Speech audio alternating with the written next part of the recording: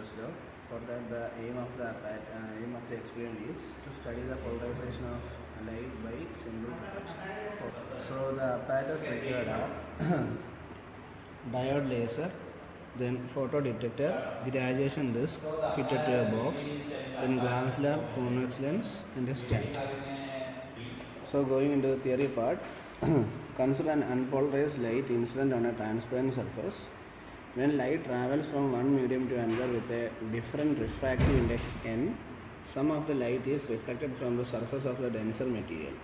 This reflected rays intensity changes with the change in the incident angle at the interface of two media.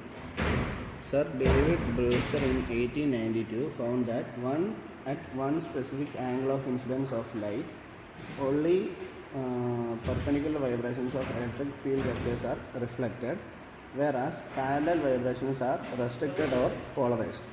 This loss in light intensity is due to polarization by reflection, and the angle of incidence for which reflected ray is polarized is called Brewster's angle theta b, also known as the polarization angle. This phenomenon of polarization by reflection is illustrated by a figure. So this will be the incident ray.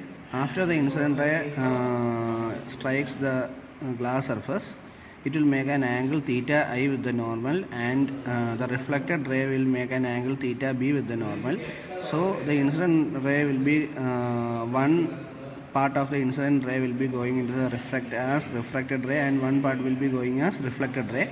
So the dot points like this will represent the perpendicular components, whereas the parallel components are represented by these lines. That's it. Also, one more thing is that this will be air, and this part will be the glass surface. So the glass surface will be having more refractive index than the air. So now we'll be going to start with the procedure for doing the experiment. Now we'll turn on the circuit.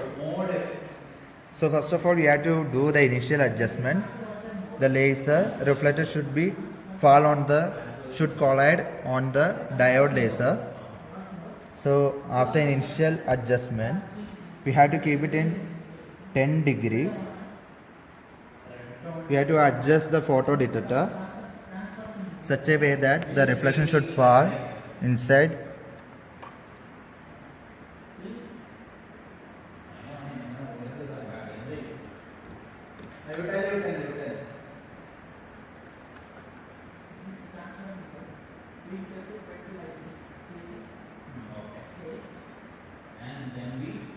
After the adjustment, we have to note the power.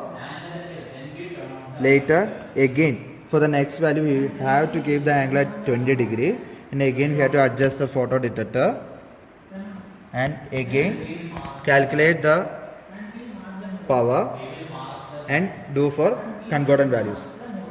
So now we will be plotting the angles on the x-axis and power values on the y-axis. So if you are plotting a graph on these two values, so we will be getting a parabolic shaped curve like this. So if you are plotting the lowest part of the point of the curve to the x-axis, we will be exactly getting 57 degree, which will be Brewster's angle.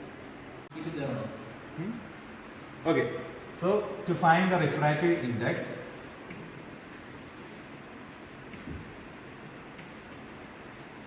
we know that mu equal to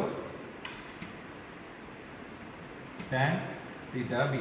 So we found the Brewster's angle as theta b is equal to 57 degree.